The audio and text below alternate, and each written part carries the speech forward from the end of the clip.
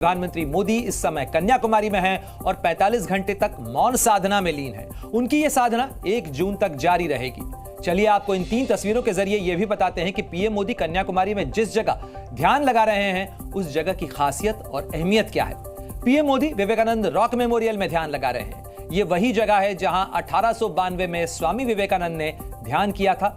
हालांकि इस जगह से पीएम मोदी का भी एक पुराना नाता है। आपको बता दें कि इससे पहले भी प्रधानमंत्री यहां पर आ चुके हैं और उस समय नरेंद्र मोदी बीजेपी के नेता थे, बीजेपी के कार्यकर्ता थे और उन्होंने 1991 में यहां से एकता यात्रा की शुरुआत भी की थी। उस समय मुरली मनोहर जोशी के साथ वो एकता यात्रा पर निकले थे और अब 33 वर्ष बाद प्रधानमंत्री मोदी एक बार फिर यहां पर हैं।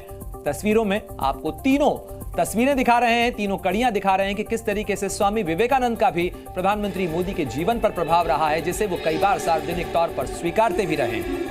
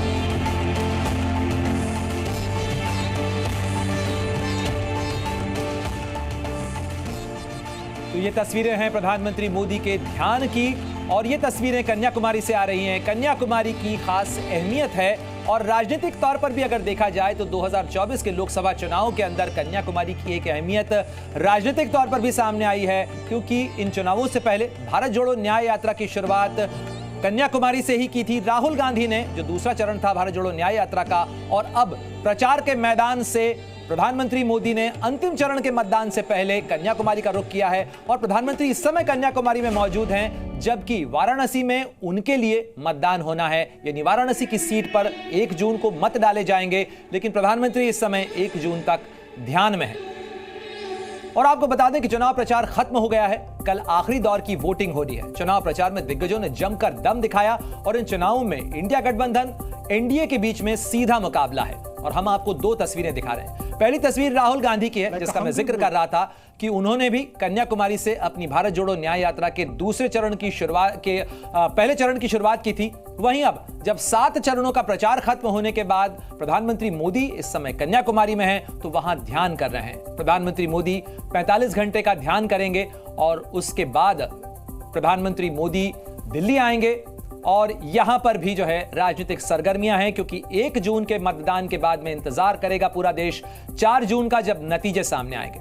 और अब हम आपको प्रधानमंत्री की 2 तस्वीरें दिखा रहे हैं। पहली तस्वीर 1991 की है, जब कन्याकुमारी में प्रधानमंत्री नहीं बल्कि बीजेपी के कार्यकर्ता के तौर पर, बीजेपी के एक वरिष्ठ नेता के तौर पर नरेंद्र मोदी कन्याकुमारी में थे और यह अवसर था एकता यात्रा का। उस समय बीजेपी के अध्यक्ष मुरली मनोहर जोशी थे और ये एकता यात्रा कन्याकुमारी से कश्मीर तक रवाना हुई थी और उस समय इसी विवेकानंद रॉक मेमोरियल के अंदर नरेंद्र मोदी मुरली मनोहर जोशी के साथ नजर आए थे। और अब करीब 33 बरस बाद प्रधानमंत्री मोदी एक बार फिर कन्याकुमारी में हैं और अब की बार वो प्रधानमंत्री के तौर पर वहां पर हैं, लेकिन इस समय साधक के तौर पर वो 45 घंटे के ध्यान में हैं।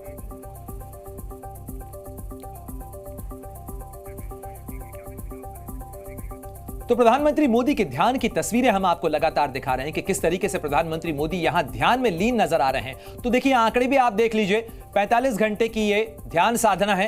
1 जून की शाम तक प्रधानमंत्री की यह ध्यान साधना जारी रहेगी और इस दौरान प्रधानमंत्री कोई ठोस आहार नहीं लेंगे बल्कि तरल आहार लेंगे, जिसके अंदर नारियल पानी और नींबू पानी, अंगूर का जूस या कुछ जूस उसके अंदर शामिल हो सकते हैं। साथ ही प्रधानमंत्री इस दौरान मौन रहेंगे। उनके कक्ष के बाहर जो है वो भी कक्ष से वो बाहर नहीं निकलेंगे। उनकी साधना को भंग करने की इजाजत नहीं है, इसलिए वो 45 घंटे तक इस दौरान ध्यान साधना में रहेंगे, मौन रहेंगे। और प्रधानमंत्री इस चीज का जिक्र करते रहे हैं कि ध्यान उनके जीवन का, उनकी जीवन शैली का, रोजमर्रा की जो दिनचर्या है उसका भी हिस्सा है। वो ध्यान करते हैं और खास तौर पर जब चुनाव करीब होता है, नतीजे करीब होते हैं, तब वो विशेष तौर पर ध्यान पे अपना ध्यान केंद्रित करते हैं। तो ये तस्वीरें प्रधानमंत्री की ध्यान शक्ति की हैं और चुनावी शक्ति और ध्यान शक्ति, क्योंकि इसका भी संगम, इसका भी संयोग बहुत जरूरी हो जाता है। और आप देखिए ये तस्वीरें आपको जो दिखा रहे हैं, ये 7 तस्वीरें प्रधानमंत्री की ध्यान साधना की हैं। 45 घंटे का ये उनका मौन भी होगा और प्रधानमंत्री चूंकि बहुत महत्वपूर्ण पद होता है, यदि 45 घंटे तक वो मौन है तो इस दौरान जो अहम कामकाज हैं वो किस तरीके से संपादित होंगे, इसकी भी व्यवस्था उन्होंने सुनिश्चित की है ध्यान में जाने से पहले। साथ ही ओम का जो जाप है, जो प्रणव अक्षर कहा जाता है, प्रथमाक्षर कहा जाता है, ओंकार की ध्वनि जो है उसके साथ प्रधानमंत्री ध्यान कर रहे हैं। साथ ही उन्होंने सूर्य को अर्घ्य भी दिया। और प्रधानमंत्री की ध्यान साधना को लेकर सियासत भी तेज है। कांग्रेस ने इसे प्रधानमंत्री मोदी का नाटक बताया है और बीजेपी ने इस वार का पलटवार किया है और कहा है कि ये विपक्ष की हताशा है जिस कारण से वो इस तरीके की बातें कर रहे हैं। कन्याकुमारी में जाके बैठ के ये जो करने का नाटक कर रहे हैं, इससे अब 2000 4000 कितने पुलिस 10,000 तक वहां पर लोगों को लगा रहे हैं ड्यूटी। कितना देश का पैसा खराब हो रहा है। और उन्होंने ये जा रहे हैं कि वो अभी कोड ऑफ कंडक्ट है, क्या चलते गए वहां पर। ये बहुत बेशर्मी की बात है। नरेंद्र मोदी जी एक साधक आदमी है, 40 घंटे साधना करते हैं तो उसका सम्मान होना चाहिए। अब इस तरह की घटिया बातों पर मुझे कोई टिप्पणी नहीं करना है। नरेंद्र मोदी जी सनातन प्रेमी हैं, साधक हैं। केदारनाथ में साधना की है वर्षों तक, आज विवेकानंद के चरणों पर साधना कर रहे हैं तो अच्छी बात है ना, क्या फर्क पड़ता है। ये लोग कभी जाते हैं राम मंदिर की प्रतिष्ठा में, चलिए छोड़िए इस बात को। तो देखिए प्रधानमंत्री इस समय ध्यान साधना में है और मौन है, लेकिन विपक्ष को मौका मिल गया है और कांग्रेस नेता अधीर रंजन चौधरी ने पीएम मोदी पर हमला बोलते हुए कहा है कि 4 जून को पीएम मोदी का ध्यान भंग होगा। तो वहीं कांग्रेस के इस वार का पलटवार करते हुए जवाब दिया है रामदास अठावले ने, जो कि एनडीए में सहयोगी है। इस बार मोदी जी सत्ता से बाहर, ये हमारा नारा था और बीजेपी पार्टी के नारा थे इस बार 400 पार। तो मोदी जी अभी ध्यान में चले गए, अभी तो उनसे जवान नहीं निकलेंगे। चलिए 4 तारीख के बाद जरूर उनकी ध्यान भंग होगी और उसके बाद कोई नया ढंग वो तय करेंगे, कोई बनाएंगे, उसके लिए थोड़ा इंतजार करो। अगर शांत चित्त से अगर कोई आदमी मतलब 48 घंटा बैठता है तो उसमें आगे की राजनीति क्या है, समाज के लिए क्या करना है, देश के लिए क्या करना है, इसका चिंतन करने के लिए प्रधानमंत्री वहां गए हैं। लेकिन अपोजिशन वाले आरोप लगा रहे हैं कि भाई वो उधर के क्यों गए हैं। तो मुझे लगता है कि हर बात पर प्रधानमंत्री के कोई भी एक्शन पर मतलब रिएक्शन दी जाती है, तो अच्छी बात नहीं है। तो रामदास अठावले भी कह रहे हैं कि प्रधानमंत्री कुछ भी करते हैं तो उसकी प्रतिक्रिया विपक्ष की तरफ से आती है। विपक्ष के फ्रस्ट्रेशन को लेकर शहजाद पूनावाला ने क्या कहा वो भी आपको सुनवाते हैं और साथ ही इस मामले पर ओम प्रकाश राजभर क्या कह रहे हैं वो भी सुन लीजिए।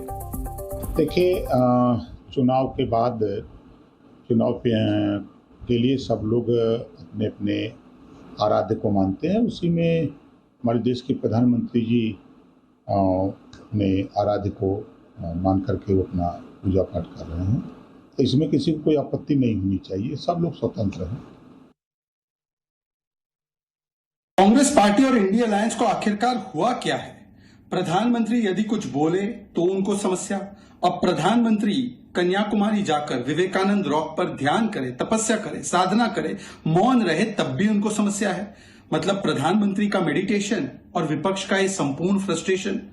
और किस प्रकार से फ्रस्ट्रेशन दिखाते हुए अब सनातन विरोध में जिन लोगों ने राम मंदिर का विरोध किया, राम मंदिर को बेकार बोला, राम मंदिर को लटकाने अटकाने भटकाने की साजिश रची, जिन्होंने कहा राम जी का अस्तित्व नहीं, हिंदू टेरर से लेकर सनातन बीमारी है, सनातन समाप्त होना चाहिए, अब वो लोग चाहते कि कोई हिंदू सनातनी ध्यान भी ना करे, तपस्या भी ना करे, साधना भी ना करे, मतलब ऐसा फतवा जारी कर देंगे और कहते हैं मॉडल कोड ऑफ कॉन्डक्ट का वायलेशन है। किस प्रावधान का?